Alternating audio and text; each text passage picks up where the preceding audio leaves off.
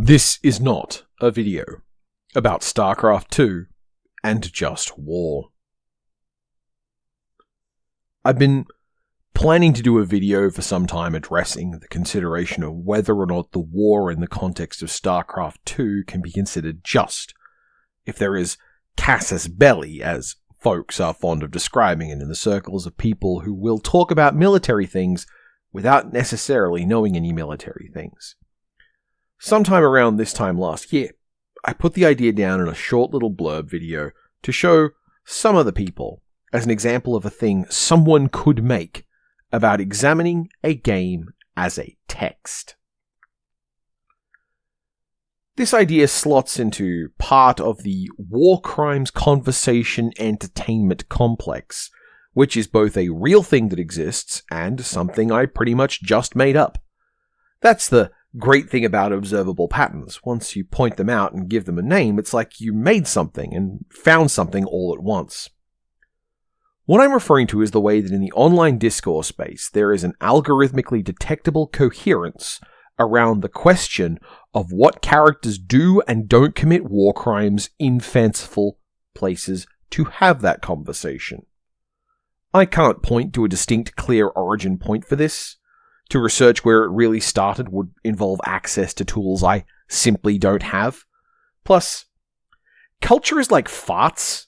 Even if you can smell where it is, that doesn't mean you can be sure where it came from, unless you're really good at picking on exactly the right person in the elevator. What I can point to is memes, and normally when I want to trace memes, I try to find things that are large distributors that can be used for common reference. Plus, I'm talking about taking video games seriously, so there's some polarity between the work of Jacob Geller and the works of Polygon's at the time safety fan and bureaucratic wunderkind Brian David Gilbert on pretty much any topic.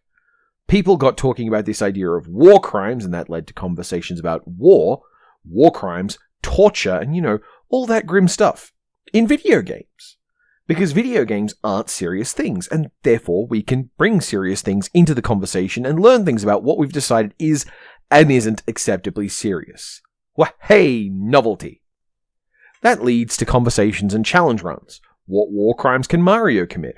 What war crimes can you commit in Animal Crossing, Star Fox, Crash Bandicoot, Splatoon, Team Fortress 2, Diablo? Can you complete a run of Fire Emblem, any of them, without committing a war crimes? What fun. And I mean it, these videos and the ensuing essays around them are a lot of fun because they use a video game context to inform us of something from the real world. You get to learn about something and you recontextualize the player-centric experiences of the game. Great material. And it's not like it diluted my opinion of those works because obviously in most cases it's a silly joke. I'm a fan of Animorphs, which is a series of children's books about a terror cell of child soldiers operating against an enemy that coerces prisoners into regular deadly conflict.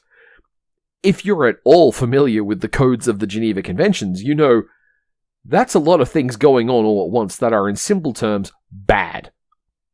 I'm used to this, is what I'm saying.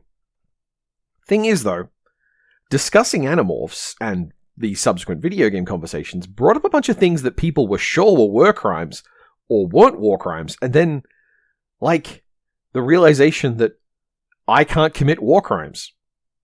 Or rather, I am an individual, and I can do things that under the Geneva Conventions are war crimes. But I'm not a state or an actor for a state. I would get tried for, crimes. If I make a pipe bomb out of goofy materials and algorithm, this isn't a thing I do, please don't be weird about this, but if I made a pipe bomb and stuck it in a pumpkin to make it explode in a funny way, that's criminal mischief. Maybe nothing at all if nobody's around to get hurt. If a soldier plants a bomb inside a pumpkin in the context of a battlefield in order to punish people trying to take that food, that's booby-trapping food. That's a war crime. Because war crimes aren't an inherent thing. They're not the rules of the universe. It's not like if you do anything that they notice, you have now violated them. War crimes are a common shared fiction. They are the rules that countries agree to stick to in the Calvin ball of international armed conflict, and those rules are as flexible as any set of rules where one kid is a lot bigger and meaner than everyone else. Which means that Mario can't commit war crimes, because Mario is not subject to trials for war crimes, because Mario is a guy from Brooklyn, and America has passed laws saying that its citizens will not be subjected to international courts that are the referee for war crimes. I suppose the real contentious thing in that sentence is Mario a guy from Brooklyn? Yeah, have it with the experts. Alright, so I guess necessarily Americans aren't part of the conversation? Are the characters in Starcraft American? Well, they're default humans, as created by Blizzard Software, which is to say, yes, they're definitely American. They're so American that they have your accents and your irrational appreciation for the Confederacy, despite that being a big gang of loser dorks who suck. Now, that's all the war crimes out of the way, but I didn't really start thinking about war crimes, did I? I was starting the idea of if the StarCraft 2 conflict could be considered a form of just war. Just war isn't in the Geneva Conventions. It's totally unrelated. And I didn't know that. I thought when I started this conversation that just war was part of the Geneva Conventions. Surely war crimes include a just cause for war, so that means that someone who starts a war without a good reason would then be held accountable for it. And it turns out, nah. Just war is more related to theology than it is to the law. There are less rules than there are vibes, and you know vibes are related because Tommy Aquinas comes up, and that guy, one book and all, that guy was real good at making things about vibes into rules. I mean, that's what the Catholic Church is, after all. This project started because I wanted to come up with an idea that I could use to demonstrate to my students in a class about making media about video games. I wanted to demonstrate a particular process. The way we handle this class is you start out pitching an idea of a piece of media you want to make, like a TikTok channel, a video essay, an Instagram account, or something. And then you iterate on that project throughout the semester.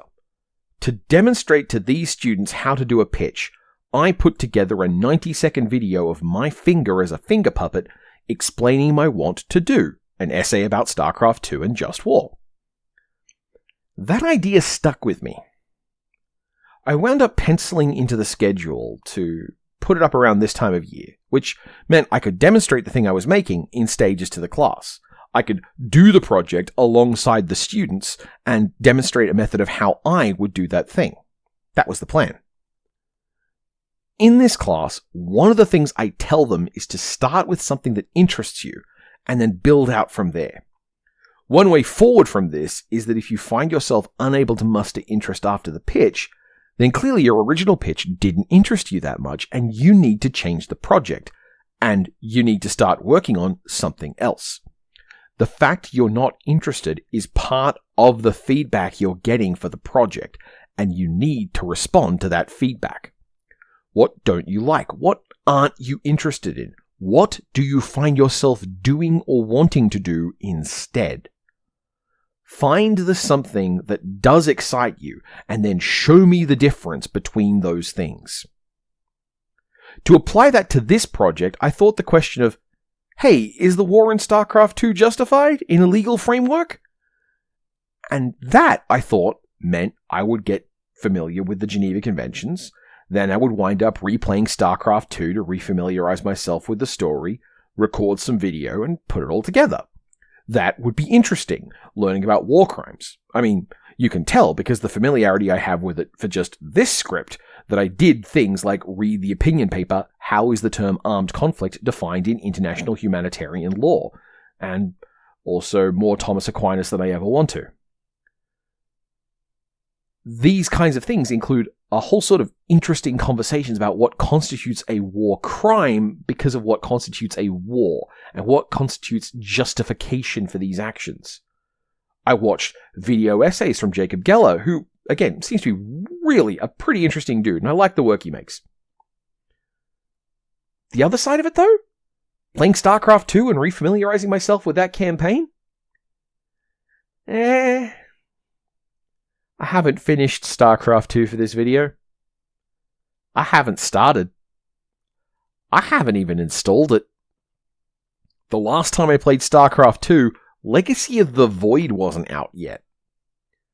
This video's going up maybe 2 weeks from when I write this script. The Faith video just went up. I think it's a really good video. I'd been anticipating making that one too, months and months ago. I saw the game, I thought about what it was doing, and I penciled in how I would fit it into my themes and what I wanted to talk about. It was work I anticipated, and then I played the game and engaged with it and found that not only was I right, but I was righter than I ever imagined I could be. That I ran into the wrong wall for StarCraft 2 indicates that my ambition, my hope for that project, was completely wrong.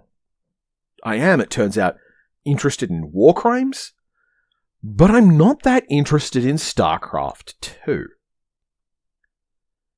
There's nonsense at work there. Not just because, America isn't subject to war crimes, but because StarCraft 2 is a casus belli. It is the story explaining why the war of StarCraft 2 is justified. It isn't an armed conflict between state actors. It's a xenosocial interaction that comes into violence in the kind of way that Liu Cixin tried to warn us about well after the release of StarCraft 2. This isn't Geneva. There are no conventions. StarCraft 2 is a Space Marine story, and that means that, as with so many things like it, it's really just going back to Starship Troopers and choosing where in the open to crypto fascist scale and that's good or and that's bad scale they want to land. They're not making war against an enemy state. They're dealing with much more seemingly non-sapient enemies that turns out are sapient, but also very much not interested in regarding the individuality and right to life of the exiled settlers. Because, back in StarCraft 1, Terrans didn't even have a colonialism element because they were exiles from Earth and just trying to find places to subsist. They're Australian convicts as long as they get to look and act and sound like Confederate soldiers. Don't worry, StarCraft 2 makes it real clear that by then they have a proper imperial hub and colonial structure, though. That's very American, especially if you pretend you don't do it or like those things. How do you justify a war in that case, then? What even does a war mean? The Zerg didn't declare war on humans. They don't care. There's no negotiation or diplomacy with the Zerg until the Zerg are finally humanized by their intersection with a human, as told in the story about a stolen human woman. That's an idea you're probably going to be to some extent familiar with if you're interested in the history of how we justify wars. There's always someone who we are doing it to rescue or defend against this worst possible thing. StarCraft 2 is a story made out of just war stories. When you play it, it positions you as one of the forces sequentially, and it gives you casus to your belly, and it does that not because it's trying to do something insidious and make you into a Zerg sympathizer, though I know a lot of women who are very into the idea of sympathizing with at least one Zerg. It's doing that because this is how a justified war story looks. And the story of StarCraft 2 is about being a story that valorizes and justifies the play pattern of going to a place, getting resources, building defenses, and fighting an opponent. It is a fictional work about the fiction that wars are made up of justified actions, and therefore crimes are not meaningful in the context.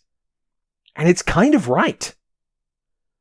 War crimes are based on the idea that somehow it's possible to do the worst things in the world for the worst reasons, but it'll all be okay if you're at least following all the rules.